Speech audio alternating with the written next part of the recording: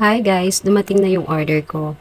Second order ko na to. Actually, itong shampoo na to, matagal ko na siyang gustong subukan. Kaso nakikita ko, medyo mahal siya. Tapos, one time, nag-i-scroll ako sa Shopee, may nakita ako na worth of 80 pesos lang. Nasa sachet lang siya. So, ang ginawa ko, trinay ko siya. Nag-order ako ng conditioner at saka yung shampoo.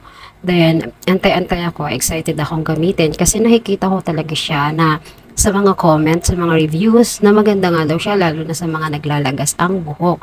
Tapos, ang bango pa, kasi nakalagay dyan, perfume shampoo. So, nung dumating na sa akin, medyo na-shock ako kasi ang liit pala. Nung sa 80 pesos, apakaliit. Siguro mga ilang araw lang na ginamit.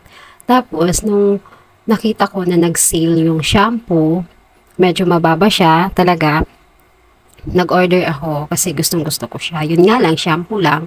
Hindi ko talaga afford yung pagsabayin yung dalawa. At eto na nga, dumating na siya.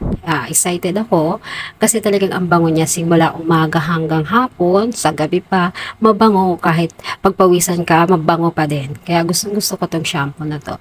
Minsan try nyo din para makita rin yun kung effective siya sa buhok nyo. Tapos ang sobrang nagustuhan ko pa talaga, hindi na ako masyado naglalagas. Baka pag matagal ko na siyang gamitin, mawala talaga yung paglalagas ko. Kasi syempre, hindi naman instant na mawawala yun. Kailangan siguro step by step din.